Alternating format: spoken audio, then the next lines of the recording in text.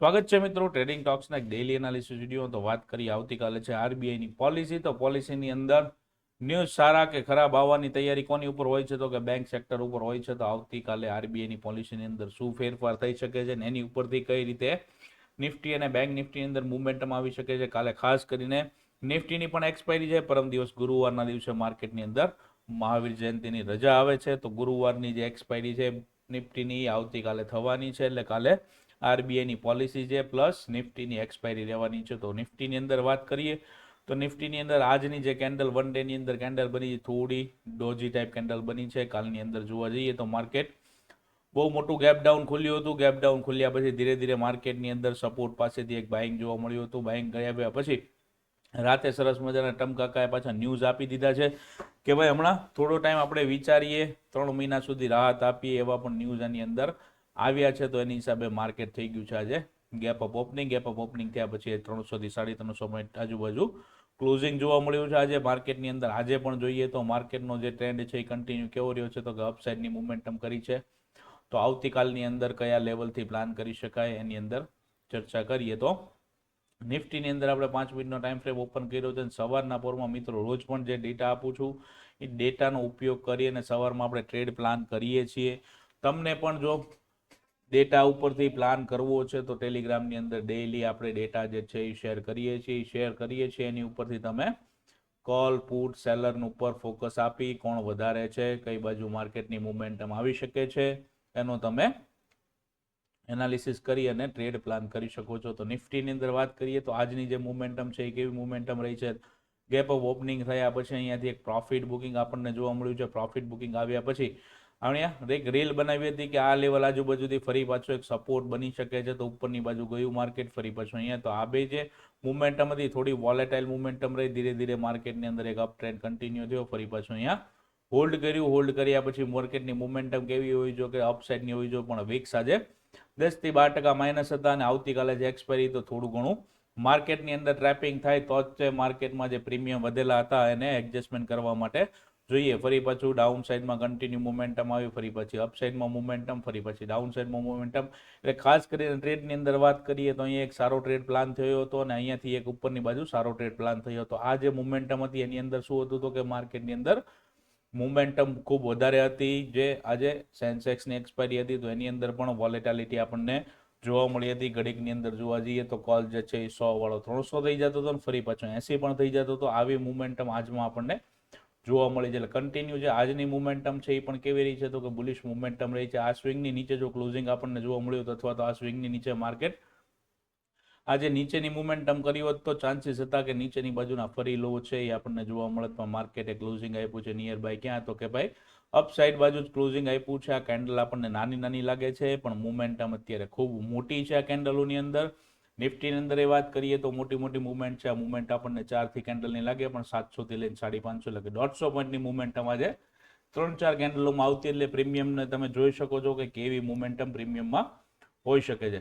વાત કરીએ આવતીકાલની તો આવતીકાલે માર્કેટ જે છે એ જો ગેપ અપ ઓપનિંગ થાય છે તો આ લેવલની ઉપર જો ગેપ અપ ઓપનિંગ થાય છે ફરી પાછો આપણી માટે જે છે એ આ હવે રેઝિસ્ટન્સનું પહેલા કામ કરતો હતો. હવે જે કામ કરશે એ કયું કામ કરશે? તો કે સપોર્ટનું કામ કરશે. જે રીતે અહીંયા અત્યારે માર્કેટનું ગેપ અપ ઓપનિંગ થયા પછી જે લાસ્ટ હાઈ છે એ આપણી માટે સપોર્ટનું કામ કર્યું છે. તો અહીંયા પણ ફરીથી જો ગેપ અપ ઓપનિંગ થાય છે તો અહીંયા આ લેવલ આજુબાજુ ગેપ અપ થાય છે ને ફરી પાછું જો માર્કેટ નીચે આવે છે તો અહીંયા સપોર્ટનું કામ કરશે ને આ જે છે એ રેઝિસ્ટન્સનું કામ કરશે.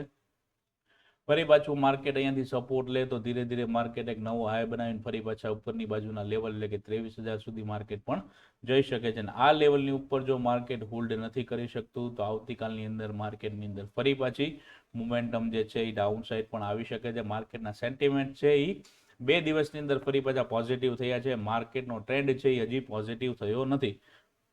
ટ્રેન્ડ પોઝિટિવ થવા માટે આપણે વીકલી ટાઈમ ફ્રેમની અંદર સારું ક્લોઝિંગ થાય તો જ આપણો જે ટ્રેન્ડ છે એ પોઝિટિવ થાય. તો ખાસ કરીને ધ્યાન રાખજો 22,860નું જે લેવલ છે આ લેવલની આજુબાજુ જો આવતીકાલે ઓપનિંગ થાય છે અથવા તો કાંઈ ઓપન થયા પછી ઉપરની બાજુ જાય છે તો અહીંયા ખાસ આપણી માટે ઇમ્પોર્ટન્ટ રેઝિસ્ટન્સ છે. આ બાજુ આપણે જે પણ ટ્રેડ પ્લાન કરેલો હોય અહીંયા બુકિંગ કરવાના ચાન્સીસ વધી જશે. એટલે આ લેવલ ખાસમાં ધ્યાન રાખજો. ઉપરની બાજુ જે છે એ રેઝિસ્ટન્સનું કામ કરશે. માર્કેટ જો આ લેવલની વચ્ચે જ ઓપન થાય છે એટલે 500 થી લઈ અને 700 ની વચ્ચે ફ્લેટ ઓપનિંગ થાય છે. તો આ બેની વચ્ચે આપણે વેઇટ એન્ડ વોચ કરવાની છે. આ જે મોમેન્ટમ છે અહીંયાથી ટ્રેપ મોમેન્ટમ કરી શકશે અને માર્કેટને ડિસાઇડ થશે કે માર્કેટમાં આરબીઆઈની પોલિસી 10 વાગે ચાલુ થયા પછી રેટ કટ આવે છે. જો રેટ કટ આવે તો માર્કેટની અંદર બુલિશ મોમેન્ટમ પણ જોવા મળી શકે છે અને જો કાંઈ રેટ કટ આવતો નથી તો માર્કેટ ફ્લેટ પણ રહી શકે છે, કેમ કે 2 દિવસની અંદર મોમેન્ટમ કરી છે. તો નિફ્ટીની એક્સપાયરી જે છે એ થોડી આપણને સાઇડવેઝ જોવા મળી શકે છે. એટલે આ વચ્ચે રેન્જની વચ્ચે વેઇટ એન્ડ વોચ કરવાનો છે. સવારના પરમાં જે લેવલ ટેલિગ્રામની અંદર મળે છે એ લેવલથી કામ કરો છો તો સારો એવો પ્રોફિટ બનાવી શકો છો. અને બાકી જે છે લેવલ એની અંદર ધીરે ધીરે અપડેટ થતા હોય છે. માર્કેટ કદાચ સમજો કે ગેપ ડાઉન ખુલ્લે છે અને આ સ્વિંગની નીચે ગેપ ડાઉન ખુલ્લે છે તો પહેલી જ કેન્ડલ જો નેગેટિવ બને છે તો કેન્ડલની સાથે ટ્રેડ પ્લાન કરી શકાય. નીચેની બાજુના જે લેવલ છે 22,250 આજુબાજુના એ લેવલ આપણને જોવા મળી શકે છે. એટલે ગેપ અપ ઓપનિંગ થાય છે તો ઉપરની બાજુનું લેવલ છે એ 22,700 ઉપરનું લેવલ સારું છે. ગેપ ડાઉન ઓપનિંગ થાય છે અને 500 ની નીચે ઓપનિંગ થાય છે તો નીચેની બાજુ જે છે એ 22,250 સુધીના લેવલ જોવા મળી શકે છે. આ બે કન્ડિશનથી આવતીકાલની અંદર કામ કરી શકાય છે. ફ્લેટ ઓપનિંગ થાય છે તો વેઇટ એન્ડ વોચ કરવાની છે. ખાસ કરીને બેંક નિફ્ટી ઉપર ફોકસ આપવાનું છે. આજના દિવસે જોઈએ તો બેંક નિફ્ટીની અંદર મોમેન્ટમ ખૂબ જ ઓછી જોવા મળી છે. જે નિફ્ટીની કમ્પેર કરીએ તો નિફ્ટીની કમ્પેરની હિસાબે બેંક નિફ્ટીની વાત કરીએ તો આજે બેંક નિફ્ટી સવારના પરમાં વીક પણ વધારે હતી, કેમ કે નિફ્ટીની વાત કરીએ તો નિફ્ટીમાં જે મોમેન્ટમ હતી અને બેંક નિફ્ટીમાં જે મોમેન્ટમ હતી એની અંદર થોડું જમીન આસમાનનો ફરક રહ્યો છે. શું કામ રહ્યો છે? બેંક નિફ્ટીએ તો જે હાઈ છે હાઈ તોડી અને ઉપરની બાજુ પણ ટ્રેડ આપેલા છે, બતાવેલા છે આપણને. બેંક નિફ્ટીની અંદર જોવા જઈએ તો હાઈ પાસેથી જ માર્કેટ ફરી પાછું નીચે જોવા મળ્યું છે અને બેંક નિફ્ટીના જે પ્રીમિયમ છે એ આપણને ખૂબ જ અત્યારે મોંઘા જોવા મળે છે. એનું કારણ છે કે વિક્સ જે વધેલી છે એની હિસાબે પ્રીમિયમ જે છે એ વધારે આપણને જોવા મળેલું છે. હવે નીચેની બાજુ જોઈએ તો આજે જે છે એ સપોર્ટ લઈ અને એક ટ્રેન્ડ લાઇનની ઉપર બેંક નિફ્ટી આજે કામ કરતી હતી. બેંક નિફ્ટીમાં પણ જોવા જઈએ તો જે લાસ્ટ આપણો જે અહીંયા હાઈ લગાવેલો છે ક્લોઝિંગ જ્યાં મળ્યું છે પરમ દિવસના દિવસે તો એ દિવસનીથી જ અહીંયા ફરી પાછું આપણે અહીંયા સપોર્ટ બનાવીને માર્કેટે ઉપર જવાનો પ્રયત્ન કર્યો હતો. હવે આવતીકાલની અંદર વાત કરીએ કે માર્કેટની અંદર બેંક નિફ્ટીમાં ઓપનિંગ ફ્લેટ થાય છે તો ક્યાં સુધી ટ્રેડ પ્લાન કરવા, કયા આપણી માટે સપોર્ટ રેઝિસ્ટન્સ છે જે ઇમ્પોર્ટન્ટ બની શકે છે. તો ઉપરની બાજુ વાત કરીએ તો આજનો જે હાઈ છે એ આપણી માટે ખૂબ ઇમ્પોર્ટન્ટ છે. અહીંયા સરસ મજાની એક પેટર્ન પણ બનેલી છે. કઈ પેટર્ન બનેલી છે કોમેન્ટમાં જરાક લખી નાખજો.